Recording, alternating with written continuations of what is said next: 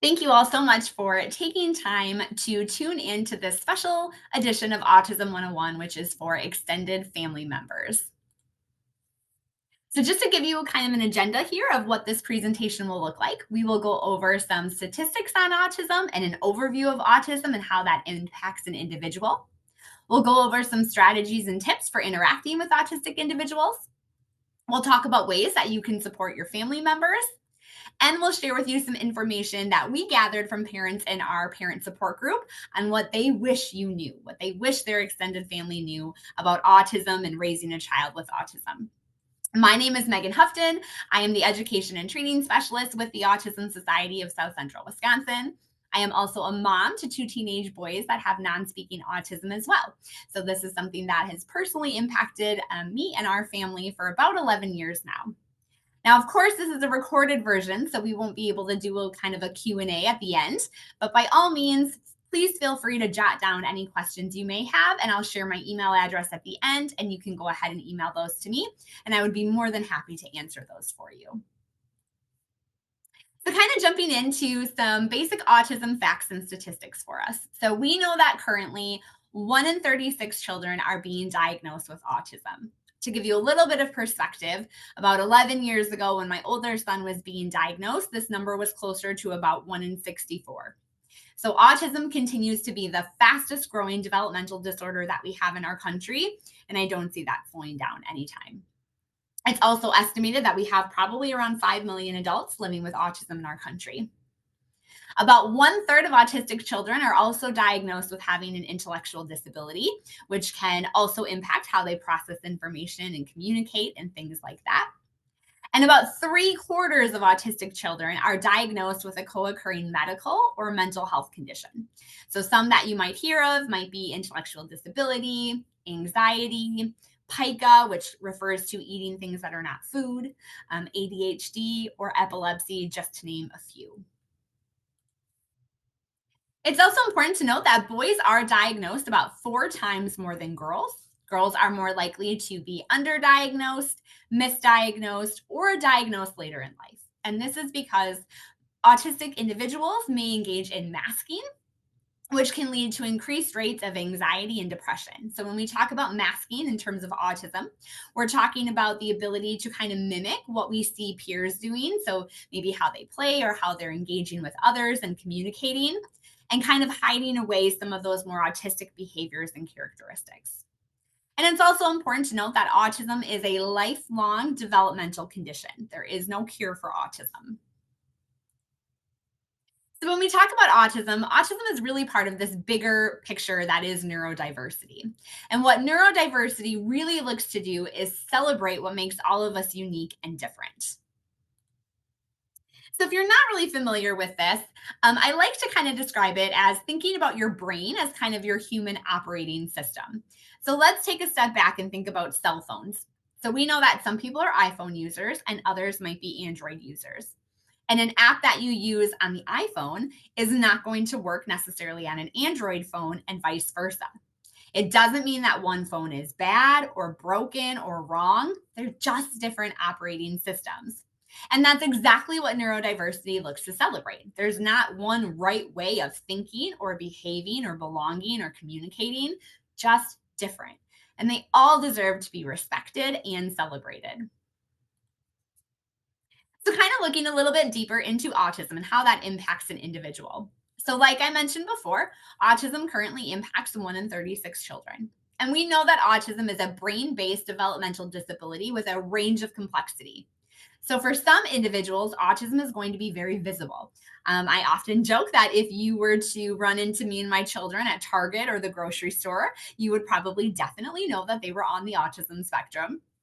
But for others, it's going to impact them more in invisible way, in very subtle ways. So it's very possible that someone in your neighborhood, your community, your school, your workplace could be on the autism spectrum and you wouldn't even know. But what we do know is that autism affects the way that the brain processes and uses information. So specifically, it impacts our information processing, communication, sensory processing, social behavior, and emotional regulation. And we used to kind of think of autism as this linear line of severity. So you were either very mildly impacted, which we formerly called Asperger's, or you were really severely impacted. But what we're finding out is that the color wheel does a much better job of representing the autism experience. So if you look at the big color wheel, you will see different colored blocks that represent different areas that autism impacts. So communication difficulties, social impediments, intense focus and interest, sensitivities, and the need for routine and repetition. And if you look at the three smaller color wheels on the side, you will see three individuals' experiences with autism. So they all have the same colored blocks, but they're different sizes for each person because everyone's experience, everyone's strengths and challenges are going to be different. And if you look at person C or color wheel C for an example, you'll see that their communication difficulty block is really big. So that's really impacted by autism. But their need for routine and repetition is pretty small. So even for an individual person, it's not this linear line of severity. Different areas are going to be impacted more than others. The one thing you will hear us say at the Autism Society quite often is if you've met one person with autism, you've truly met one person with autism. Everyone's experience is going to be unique and different. So, looking at some of these areas in a little bit more depth to understand them a little bit better. When it comes to information processing, we know information comes in, we process that, we store it, and then we can search for that information in response to a stimulus. So, if we need to answer a question or if we need to follow a command. Well, for individuals with autism, this process can look a little bit differently and it can be a little bit delayed. So, especially if someone is only receiving information auditory through their ears, so they're only hearing it, that can be a little bit harder for them to process. So, it can be helpful when we can provide them with text or written instructions. We also know that so many autistic individuals are visual thinkers, so they think in pictures. So, when we can provide visual supports or visual schedules, that can really help them process that information faster too. And we always want to make sure we're being mindful of this and allowing for extra processing time. So, recognizing that if we ask an autistic individual a question, it might take them longer to answer us than someone who doesn't have autism. It doesn't mean we need to keep repeating the question or saying it louder. We just need to give them that extra processing time. When it comes to communication, we're looking at both expressive communication and receptive.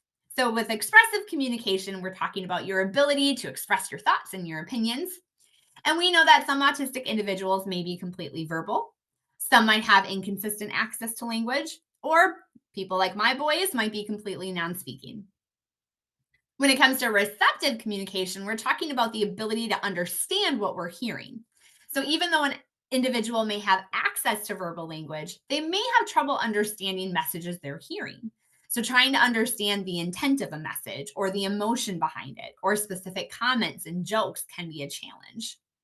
So it's just important to note that access to speech does not necessarily imply access to effective communication. There's still parts of the back and forth conversation that might be a challenge for autistic individuals. We also know that they may struggle to understand sarcasm. Transitioning between topics can be very hard, especially when going from a preferred topic to a non preferred topic. They're also very literal thinkers, thinking very black and white. So we really have to make sure we're using clear language. And others may engage in scripting or echolalia. So, with scripting, an individual might be reciting a favorite line from a TV show, or maybe a passage from a book or a movie, or they might have a script that they're following in order to help communicate. With echolalia, this is when an individual will repeat the last word or phrase that they heard. So you might see this with little kids as an example. If you're asking them, do you want a snack? They might not be answering you, but they might say a snack, a snack, a snack, and they might just keep repeating that. That would be an example of echolalia. But it is important to note that 25 to 30% of autistic individuals will remain non speaking or minimally speaking, so having 50 words or less throughout their lifespan. Additionally, 20% of autistic individuals may present as nonverbal when they are highly stressed. So you may have an individual who has full access to verbal language in their daily life, but when you put them in a situation like perhaps in a hospital setting or something else that causes them a lot of anxiety, they will lose that access to communicate. So it's not just that they're being shy, it's not that they're ignoring you. They have physically lost that ability to communicate in those moments. Luckily, there are so many other communication supports and ways that individuals can still express their thoughts. So we might see individuals engaging in sign language. They might be using icons or little picture symbols, or they might have an iPad program or a speech generated device that communicates for them. And others may be able to write or type out their thoughts as well. We always want to make sure we are also presuming competence. So, non speaking can happen when you have an intellectual disability, but also when you don't. So, with my two boys, my older son does have an intellectual disability, my younger son does not. They are both non speaking. So, we always want to presume that competence and presume that the person can understand us.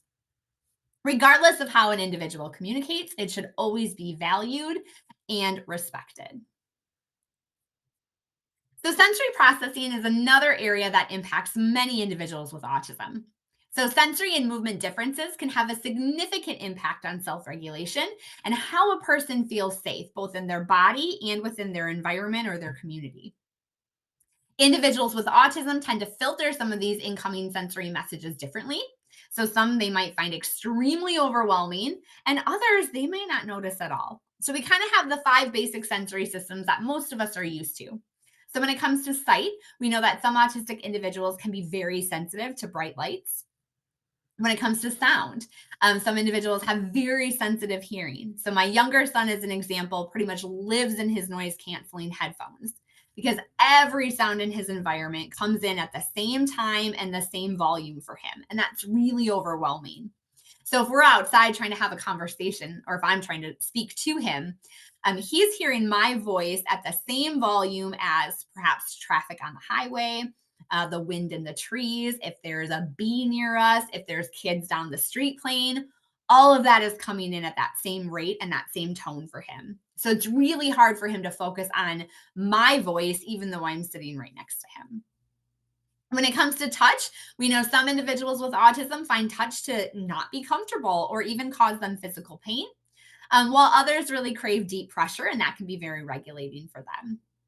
We also know that touch can impact individuals when it comes to clothing fabrics and how that feels on their skin.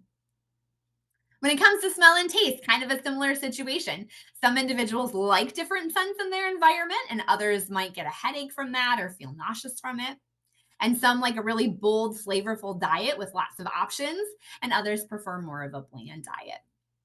But the other three systems that can impact an autistic individual would be balance.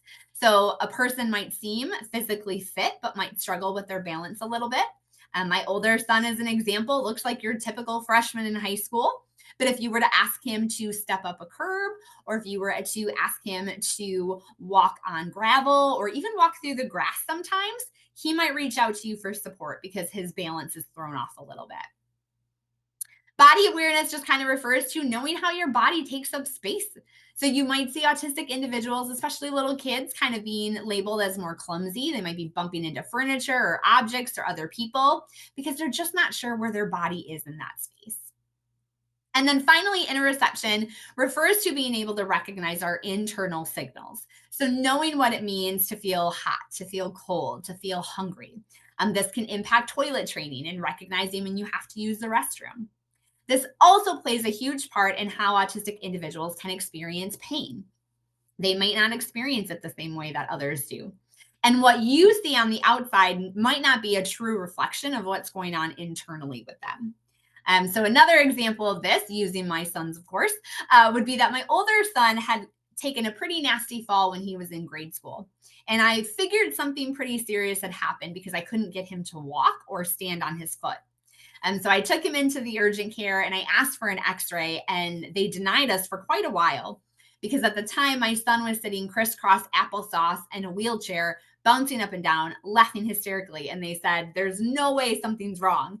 But eventually we got the x ray, and his ankle was horribly fractured. Um, and the doctors just couldn't understand how he was laughing. So it's just one of those reminders that what we were seeing on the outside did not accurately reflect the injury he had. So, why it's kind of important that we are mindful of these sensory sensitivities is because we really want to help individuals avoid sensory overload. So, when they're getting too much sensory input or the wrong kind of sensory input, This can cause extreme stress and anxiety, and it can even cause them physical pain. And this is when we might start to see them withdraw. Maybe they shut down or have some distressed behaviors or even have a meltdown.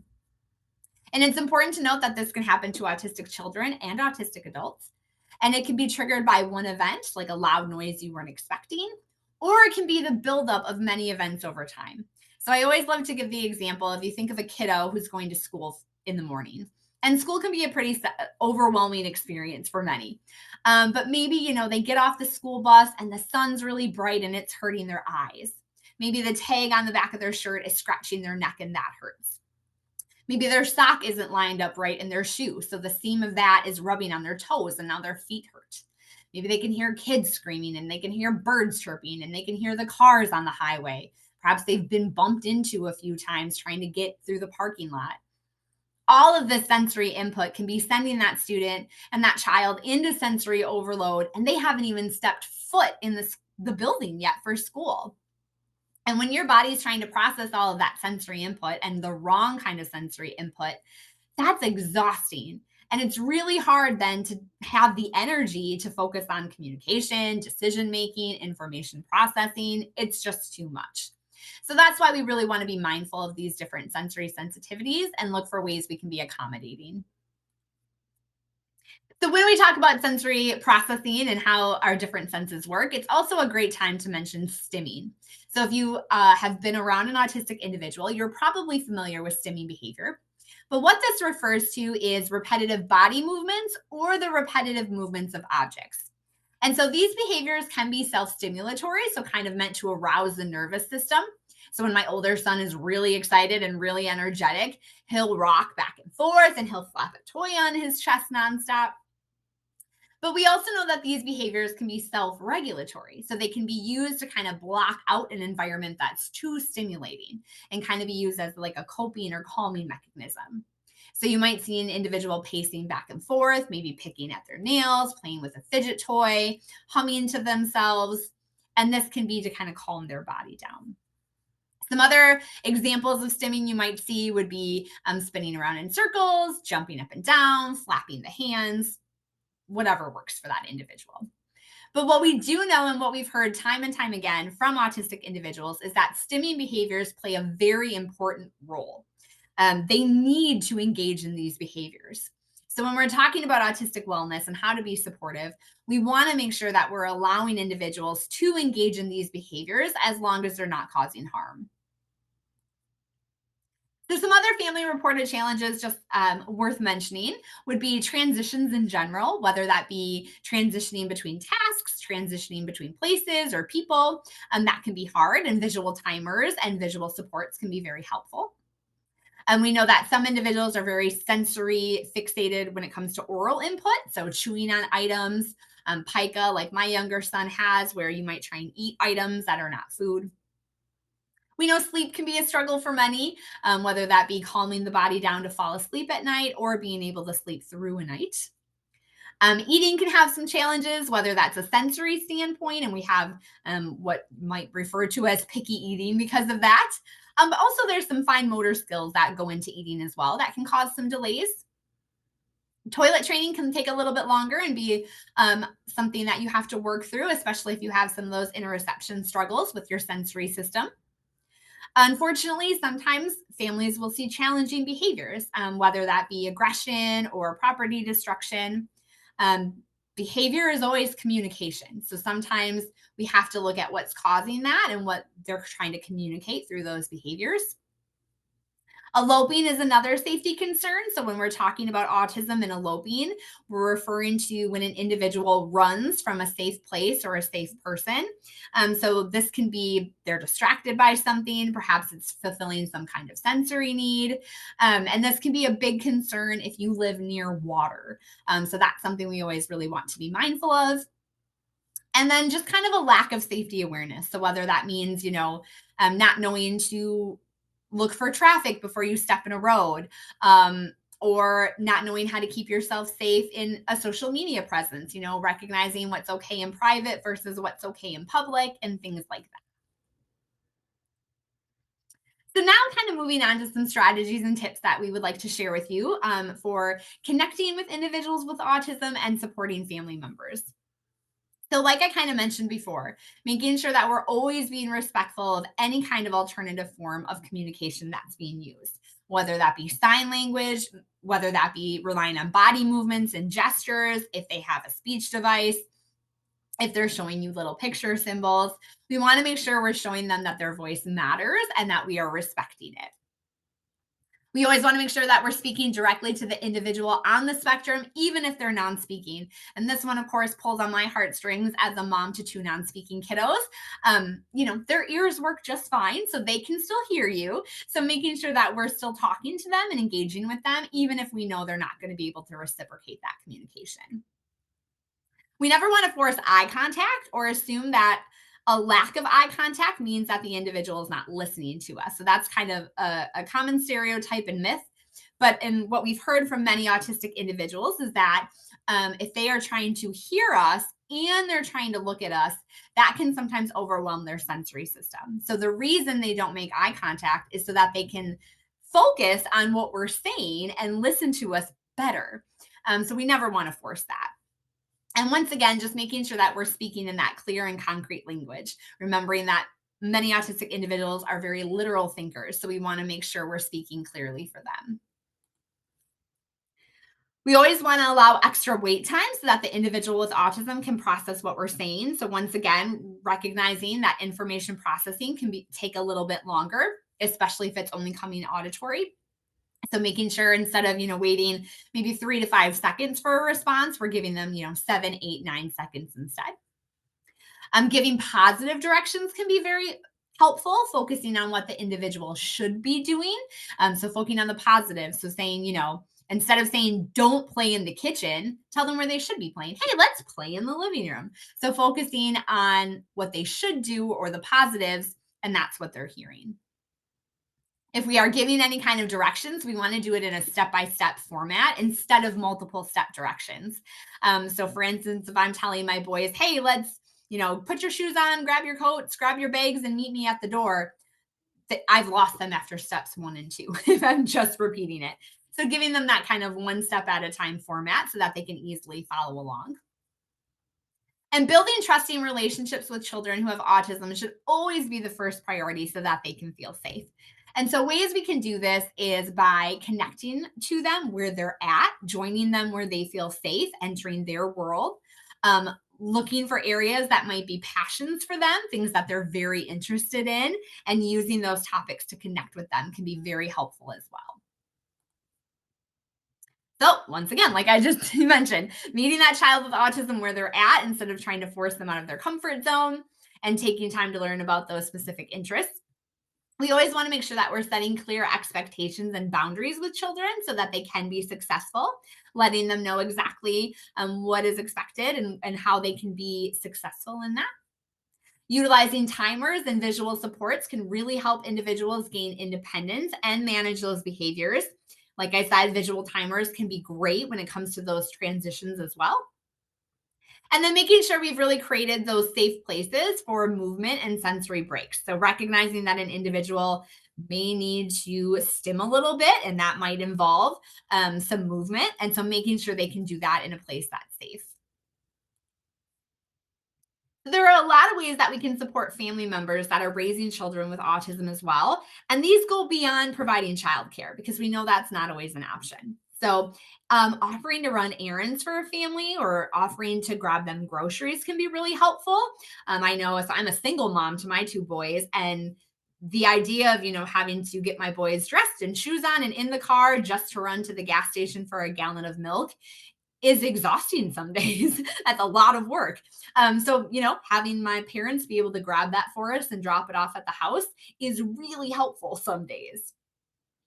Providing a meal for that family, especially if you go the extra step and respect any kind of dietary restrictions the autistic individual may have, or just their preferences, some of that picky eating. So, making sure it's something that they can actually eat. And also volunteering to attend appointments or events with the family can be really helpful. So sometimes some of those therapy appointments or IEP meetings or doctor's appointments can be really overwhelming. There's a lot of information coming at that parents. So having an extra set of ears and having that support in the room can be really helpful. I know for our family, a lot of the events we went to were sensory friendly events. So it was nice when our family members and the boys' cousins would join us at those events because we can't always join them at theirs, but still having those memories together is really nice. You want to make sure that we're always respecting the routines and rules that the family members have set with their children. So many children, especially children with autism, really thrive on routine. And one little change to that can mess up the rest of the day. So making sure that we're respecting that. And then really asking questions on how you can best interact or engage with the child who has autism. So if there are specific strategies that have worked in school or have worked in therapy, getting to know what those are so that you can implement them as well can be really helpful and provide that consistency for the child. So, like I mentioned in the agenda, we have a Facebook support group for parents in our area. And so we pose the question to them, what do you wish your extended family knew? And so these are some of the top responses that we received that I felt were worthy of sharing with others. So, once again, children need their routines. This means sometimes we can't make family events and gatherings no matter how hard we try or how much we want to be there. So, once again, just recognizing that as much as maybe we want to attend a family dinner or a birthday party, if it's going to completely mess our child's schedule up for that day, it doesn't just impact that day. That can set the child off for the rest of the week. So sometimes we do have to say no just to avoid that major disruption to their schedule.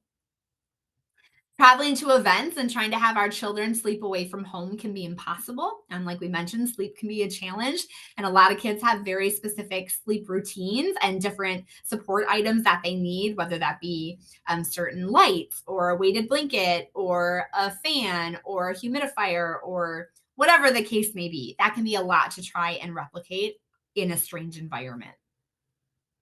When we say we can't attend events, we are not using our child as an excuse and we aren't throwing the towel in without trying. We know our children best. We know what environments our children will be successful in.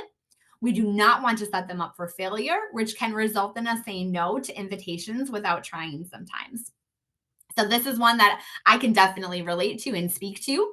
So, as an example, when I hear about an event or we get invited somewhere, my mind immediately starts going through every red flag I can think of. Anything that might be a challenge for my boys, anything that might scare them or set them off. And then I have to outweigh the benefits and the cons and determine if it's worth us trying. Because the fear that I know I experience with my boys is that sometimes trying something and having it go wrong can cause major damage and it can take a while to recover from that. So sometimes it is in our best interest not to try something if I just feel like the negative is going to outweigh the positives. Every day and every aspect of life, whether that be sleeping, eating, toys, likes, dislikes, it's unpredictable. So, what works today may not work tomorrow, leaving us constantly on our toes. So, we are constantly rethinking things, coming up with new plans, coming up with new accommodations, and that can be a lot to, to do every day. Support and engage with autistic children just like you do typical children, even if they don't respond the same way. So, once again, still having those conversations and talking to non speaking children, still showing up to events, even if the autistic child seems like they don't care that you're there, still going, still supporting them, still engaging with them the way you would do any other typical child. Remember that different doesn't mean bad. Many of us have come to terms with the way our life is different, and we choose to remain positive, and we need others to do the same. So, being supportive of that, because that is a big step for families, and we want to make sure that we're being positive right along with them. Many of our children have very specific interests and likes, so please be respectful of this and try not to force other toys and interests on them. So I've met kiddos on the autism spectrum who can rattle off every dinosaur fact to me. I have met kiddos on the autism spectrum who have taught me so much about sewer systems. So, really being respectful of what that is and using that to bond with them versus trying to force other things on them. This can also come into play when it comes to gift giving, because many children, too, especially if they have maybe an intellectual disability, the toys that they want to play with and the activities they want to engage in may not be necessarily age appropriate. But we want to be respectful of that instead of buying them toys that we think they should like because they're 9. Recognizing what's going to actually bring them joy and bringing that instead. Many children with autism who are speaking do not always understand what is socially acceptable to say, or have no filter. So please don't take their comments personally or hold it against them. Understand that accommodations are necessary for our children, they are not enabling. Please do not judge the accommodations and choices we make for our children to help them lead their best and possible lives. Please understand that sometimes aggression will happen when our children are overwhelmed by their feelings and they cannot properly communicate their needs. It is not something they're choosing to do to hurt others. So, unfortunately, this does happen sometimes. And especially if a child meets like a crisis level of anxiety, they have lost control of their body. So, recognizing that behavior is communication. So, we need to figure out what that behavior is trying to communicate, and remembering that behaviors are not people. Behaviors are just temporary due to circumstances out of our control. So that doesn't represent who that child is. Meltdowns can happen when our children are struggling, and they are not the same as a child's tantrum. They can be very hard and very time consuming. So please trust that we know how to handle them and give us the time and the space to do this. If you have questions on how you can help in these situations, please ask us afterwards so we can focus on helping our children through them safely. So, meltdowns can be very rough. They're not always pretty to watch. They can be very time consuming. Trying to rush a child through them, trying to rush them to, get over it is never going to help either. We have to just let them kind of ride this out and we have to keep them safe. So please just being respectful and letting us do what's best for our child in that moment. And like I mentioned before, because this is my personal little PSA, please remember that children with non speaking autism can still hear just fine. So be careful not to speak about them in their presence, just like you wouldn't speak about a typical child in their presence. We want to still be respectful of them as individuals because chances are they can hear and understand what we're saying. And so that does matter. So that kind of sums up our presentation today on Autism 101 for extended family members. If you are looking for more support and more resources, please feel free to check out our website, the Autism Society of South Central Wisconsin, or autismsouthcentral.org. If you had questions that came up during this presentation, of course, it's being recorded, so we couldn't chat afterwards. But my email is megan@autismsouthcentral.org. So please feel free to send me an email, and I would love to answer those questions for you and have those conversations. And of course, you can find us on Facebook at Autism Society of South Central Wisconsin as well. But thank you so much for watching this, for taking that step and getting to educate yourself a little bit more on autism and how to be a supportive family member. I know that your families will appreciate that. And thank you.